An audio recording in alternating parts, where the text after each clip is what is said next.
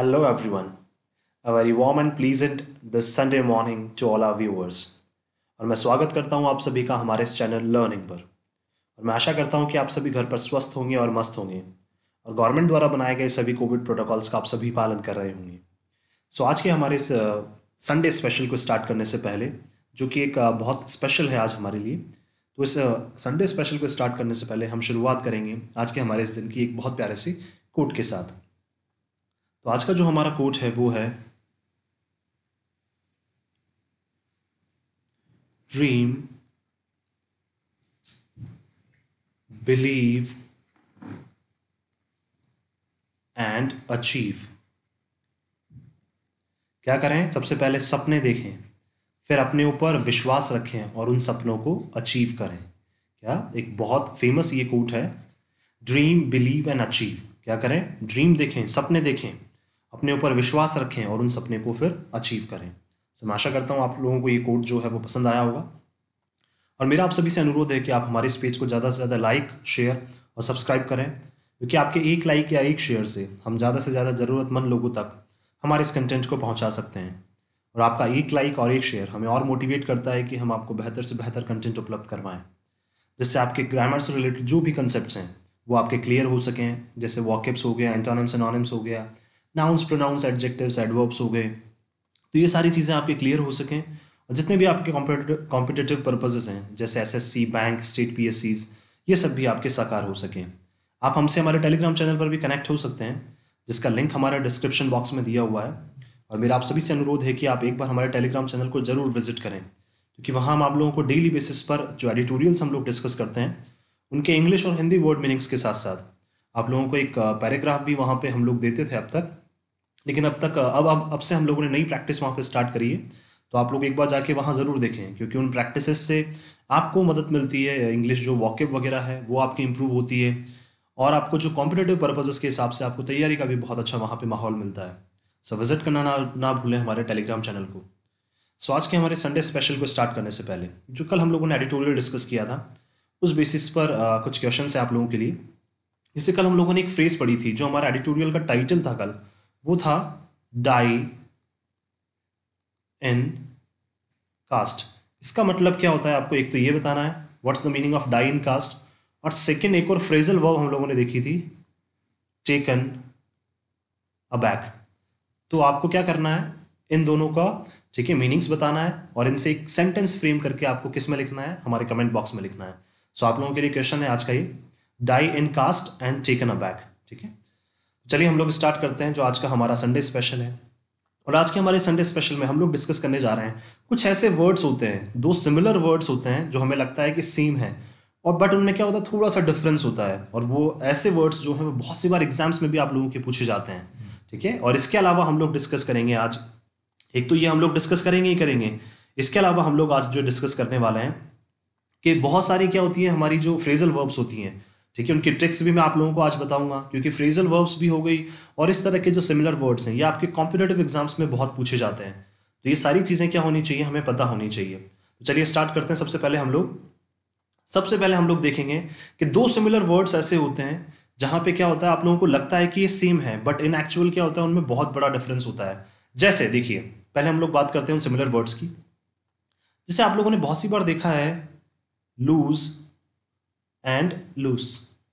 ठीक है, ये आप लोगों ने बहुत बार देखा है, और आप लोगों को पता होता है कि इनका हम लोग इनमें नहीं पता कर पाते हैं कि इन दोनों में डिफरेंस क्या है। ठीक है, तो वो डिफरेंस मैं बताता हूँ। इस तरह के कुछ वर्ड्स आज मैं डिस्कस करने वाला हूँ आप लोगों के साथ।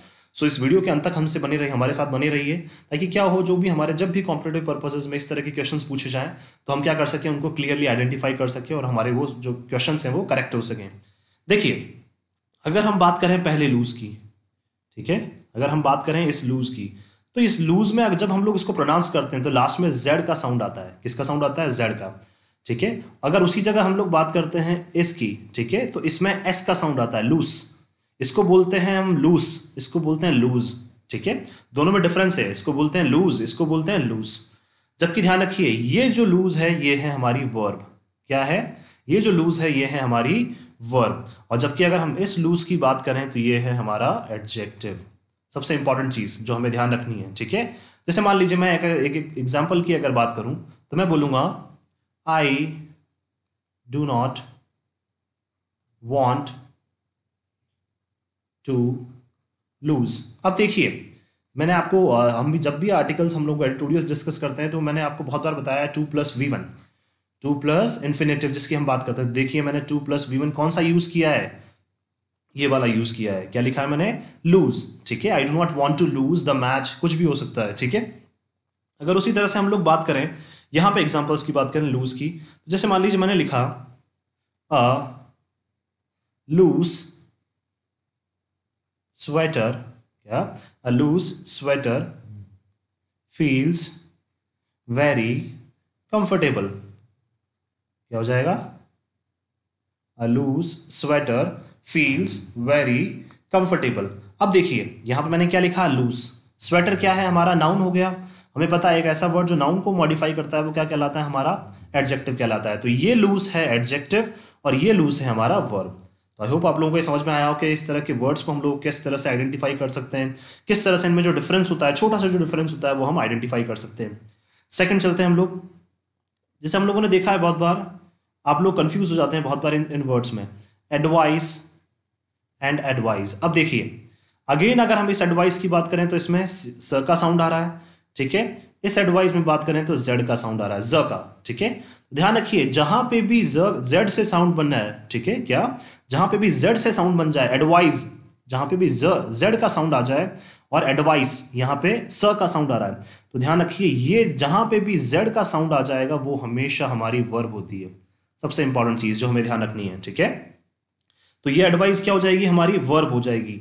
तो जब भी हम लोग वर्ब्स की फॉर्म की बात करेंगे ना, तो एडवाइज्ड जो बनता है ना वो किसका बनता है, SED का बनता है, ध्यान रखिए। ठीक है, CED कभी नहीं होता है। आप लोग अगर ऐसा बनाते हैं एडवाइज्ड तो वो कभी नहीं होगा, ध्यान रखिए। ठीक है, एडवाइज्ड जरूर बन सकता है लेकिन एडवाइज्ड नहीं होता है कभी भी, तो ये चीज हमें ध्यान रखनी है। ठीक है, सेकंड डिफरेंस अगर हम इसमें हम बात करें तो ये जो एडवाइस है ये है हमारी नाउन, क्या है, ये एडवाइस तो है हमारी नाउन और ये एडवाइस क्या है, हमारी वर्ब है। ठीक है, इसके एग्जांपल भी हम लोग देख लेते हैं, जस्ट अ सेकंड। देखिए इसके एग्जांपल भी हम लोग देख लेते हैं। जैसे मान लीजिए मैंने बोला कि माय फादर गेव मी, और दोनों का मतलब सेम ही होता है। ठीक है, दोनों का मतलब क्या होता है, लगभग सेम ही होता है लेकिन डिफरेंस होता है थोड़ा सा। ये नाउन की तरह काम करता है, ये वर्ब की तरह काम करता है। ठीक है, my father give me an advice. ठीक है, अब देखिए यहां पे ये नाउन की तरह यूज हुआ है इसलिए मैंने क्या यूज किया, एडवाइस।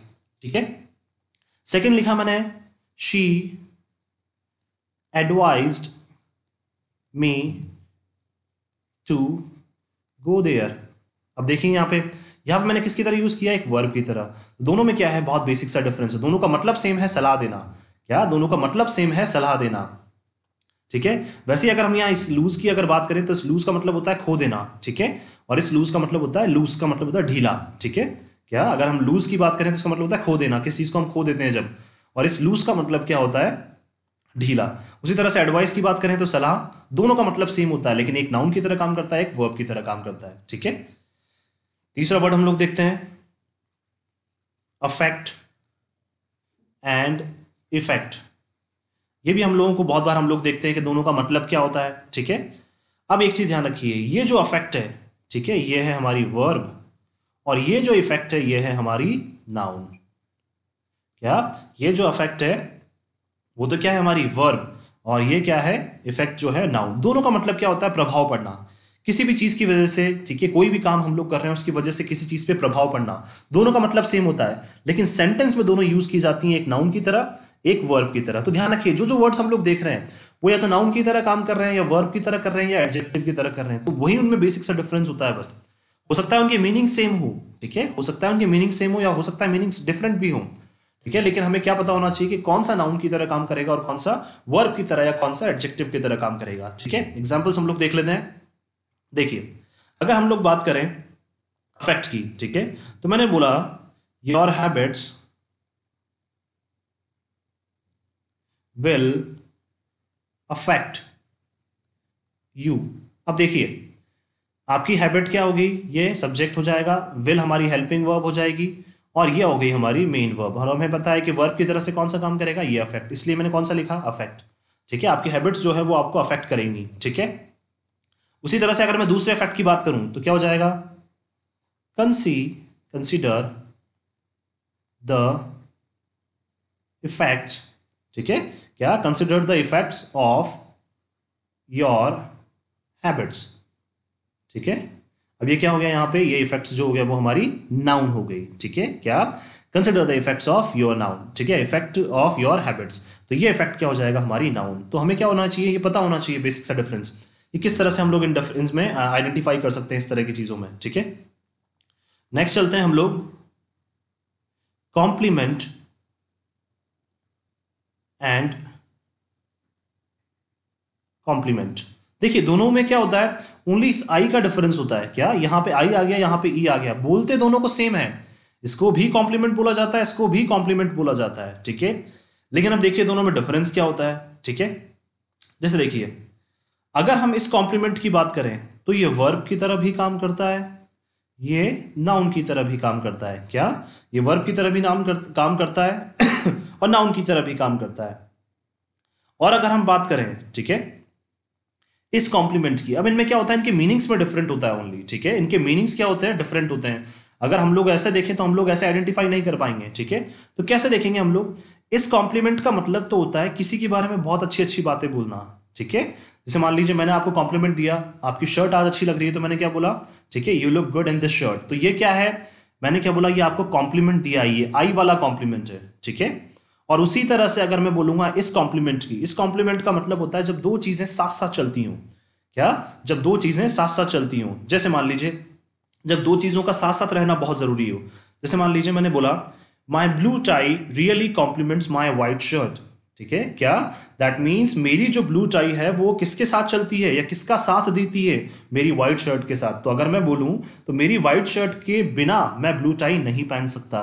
तो जब दो चीजें क्या हो, साथ साथ चलती हूं, क्या, जब दो चीजें क्या हो, साथ साथ चलती हो, तो उसको हम क्या बोलते हैं, ये वाला कॉम्प्लीमेंट। ठीक है, तब क्या बोलते हैं हम, ये वाला कॉम्प्लीमेंट।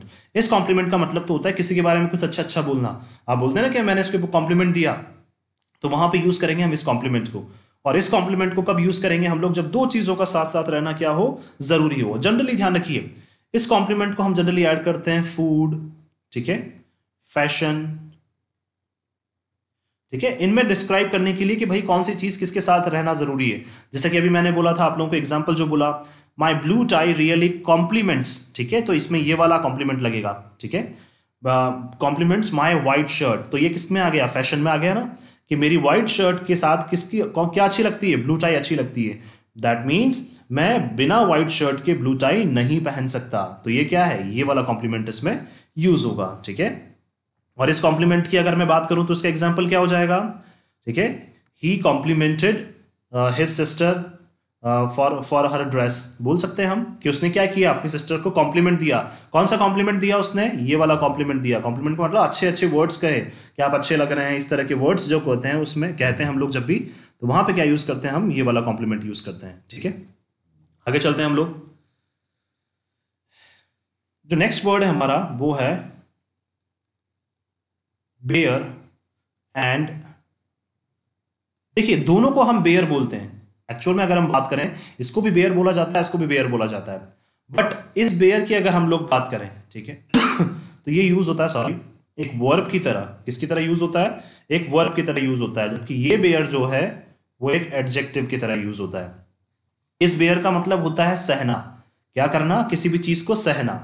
और इस बेयर का मतलब होता है, जैसे हम बोलते हैं ना बेयर फीट, नंगे पैर, नेकेड, क्या बोलते हैं इसको, नेकेड, नेकेड बोल सकते हैं हम लोग। ठीक है, या हम लोग बोल सकते हैं अनकवर्ड। अनकवर्ड का मतलब बिना किसी चीज के। ठीक है, जब हम लोगों ने कुछ नहीं पहना हो तो उसको क्या बोलते हैं, अनकवर्ड। तो बेयर क्या होता है, ये एडजेक्टिव होता है। जैसे मान लीजिए मैंने बोला he stood there bare feet. ठीक है, दैट मीन अगर इसका हम बोलना चाहेंगे, फीट क्या हो जाएगा, नाउन, और बेयर क्या हो जाएगा हमारा एक ऐसा वर्ड जो नाउन को मॉडिफाई करता है, एडजेक्टिव। बेयर फीट का मतलब नंगे पैर, वो क्या है वहां पे खड़ा है। क्या, बेयर फीट का मतलब क्या हो जाएगा, नंगे पैर, वो वहां पे खड़ा है। अगर इसकी हम बात करें, इस बेयर की, इसकी एग्जाम्पल की बात करें तो I can not bear your weight, मैं आपका वजन जो है वो नहीं सह सकता हूं। तो दोनों में क्या हो जाएगा, ये वर्ब की तरह काम कर रहा है और ये एडजेक्टिव की तरह काम करता है। ठीक है, दोनों को क्या बोलते हैं, बोलते सेम है बेयर, पर दोनों में क्या होता है, डिफरेंस होता है। सो आई होप आप लोगों को ये समझ में आया हो। कैन नॉट क्या हो जाएगा, मॉडल, और ये क्या हो जाएगा, एक मेन वर्ब की तरह काम कर रहा है, इसलिए क्या हो जाएगी, हमारी वर्ब हो गई। इसके अलावा देखिए एक वर्ड और होता है हमारे पास, एक्सेप्ट और एक्सेप्ट। आप लोगों ने बहुत सी बार ये देखा भी है, तो हमें लगता है कि दोनों में डिफरेंस क्या है। उसी तरह से अगर हम बात करें छठा, एक होता है एक्सेप्ट एंड एक होता है एक्सेप्ट। दोनों को बोलते सेम है, दोनों का प्रोनाउंसिएशन भी सेम है। ये एक्सेप्ट काम करता है एक वर्ब की तरह, क्या काम करता है, एक वर्ब की तरह काम करता है। जबकि अगर हम बात करें, ठीक है, और इस एक्सेप्ट का अगर हम मीनिंग की बात करें, इस एक्सेप्ट का मतलब क्या होता है, स्वीकार कर लेना। जैसे हम बोलते हैं ना, ही हैज एक्सेप्टेड या ही हैज एक्सेप्टेड, तो इसका क्या हो जाएगा, इस एक्सेप्ट का तो क्या हो जाएगा, वर्ब की तरह ये काम करता है। ठीक है, अब एक चीज ध्यान रखिए, ये जो एक्सेप्ट है ये भी वर्ब की तरह काम करता है। तो हम दोनों में आइडेंटिफाई कैसे करेंगे, ये तो काम करता है, ये भी वर्ब की तरह काम करता है और ये भी वर्ब की तरह काम करता है, दोनों में डिफरेंस कैसे पता करेंगे हम लोग, बस दोनों में मीनिंग्स में क्या होता है, डिफरेंस होता है। इसका मतलब तो होता है स्वीकार करना, किसी भी चीज को स्वीकार कर लेना, और इस एक्सेप्ट का मतलब होता है एक्सक्लूड कर देना, किसी चीज को हटा देना, किसी चीज को हटा देना। इसका तो क्या हो जाएगा, स्वीकार कर लेना, और इसका क्या हो जाएगा, हटा देना। ठीक है, दैट मीन्स अगर मैं एग्जाम्पल की बात करूं तो मैं क्या बोलूंगा, I have to accept all his terms. मुझे क्या करना पड़ेगा, उसकी जितनी भी टर्म्स हैं वो मुझे एक्सेप्ट करनी पड़ेंगी। क्या, उसकी जितनी भी टर्म्स हैं वो मुझे एक्सेप्ट करनी पड़ेगी। अगर अब मैं इस एक्सेप्ट की बात करूं, टू एक्सेप्ट, क्या अगर मैं इसकी बात करूं, चलिए छोड़िए इसको, दूसरा एग्जाम्पल देखते हैं हम लोग। I have accepted all his terms except one। अब देखिए मैंने क्या, सारी उसकी टर्म्स जो है वो मैंने स्वीकार कर लिए, एक को छोड़कर। एक्सक्लूड का मतलब छोड़ना, निकालना। ठीक है, एक को छोड़कर मैंने सारी उसकी टर्म्स क्या कर ली है, एक्सेप्ट कर ली। तो दोनों में क्या होता है, मीनिंग्स में डिफरेंट होता है, बाकी दोनों सेम होती है। ये भी वर्ब होती है, ये भी वर्ब होती है। इसका मतलब स्वीकार कर लेना, इसका मतलब छोड़ देना, किसी चीज को निकाल देना, किसी भी एक चीज को छोड़ देना या निकाल देना।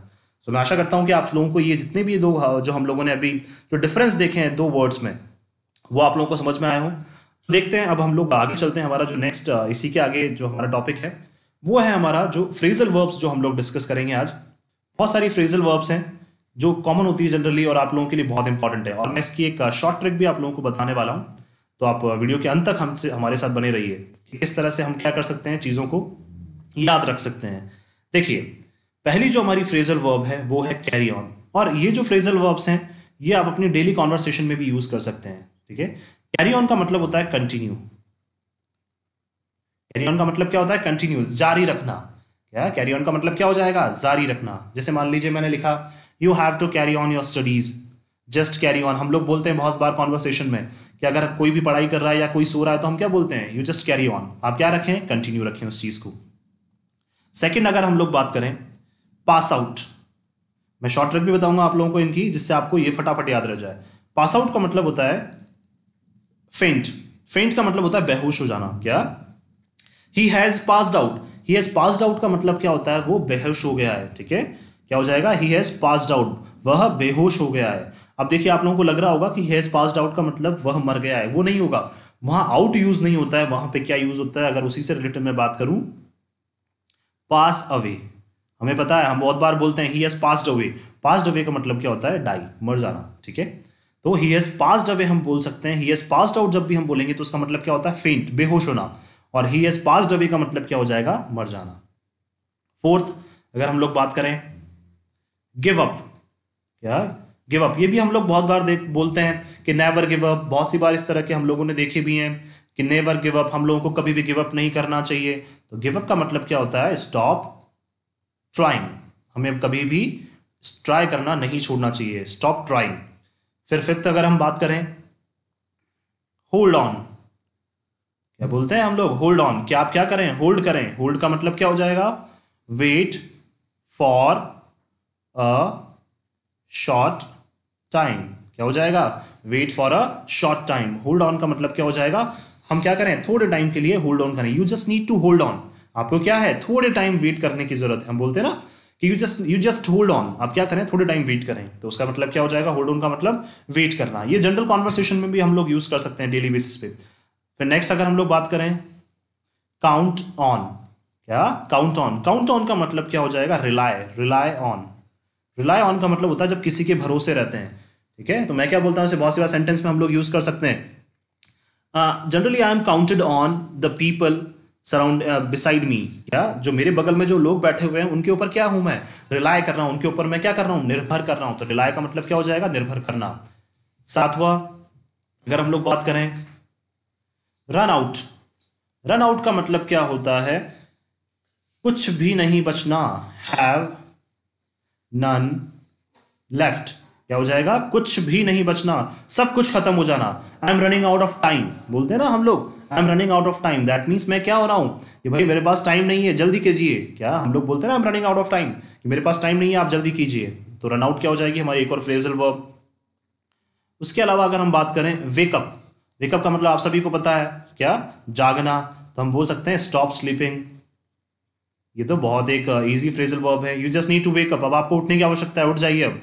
उसके बाद नेक्स्ट अगर हम लोग बात करें सॉरी, गो बैक। क्या हो गया इसका मतलब? तो गो का मतलब जाना, बैक का मतलब पीछे, वापस पीछे जाना। तो हम बोल सकते हैं किसी भी जगह पे वापस रिटर्न होना। Return to a place. या किसी भी जगह पे वापस जाना। तो ये क्या हो जाएगा? Go back. उसके अलावा अगर हम लोग बात करें लुक फॉर। क्या? Look for. लुक फॉर का मतलब क्या हो जाएगा? सर्च करना। बोलते ना कि भाई आई am looking for this, I am looking for my book. मैं क्या कर रहा हूं? अपनी बुक को सर्च कर रहा हूं। आई am looking for this, I am looking for that.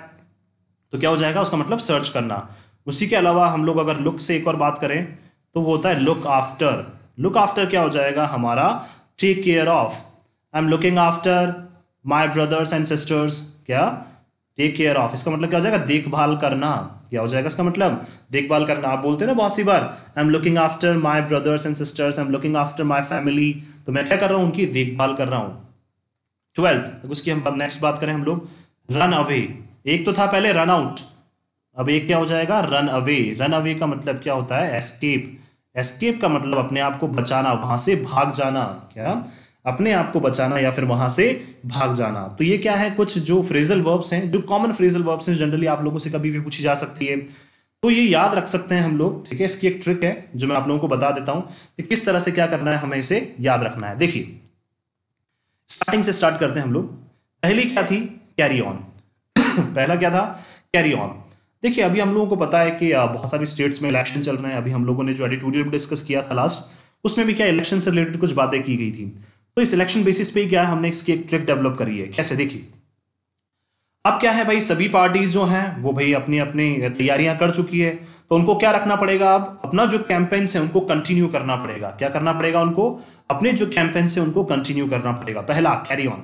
ठीक है, तो उनको क्या करना पड़ेगा? अपने कैंपेन्स को, जो कैंपेन्स हैं, जो अपने जो प्रोग्राम्स वो चला रहे हैं, कैंपेन्स जो चला रहे हैं, उनको क्या करना पड़ेगा? कंटिन्यू करना पड़ेगा। कैरी ऑन उनको जारी रखना पड़ेगा।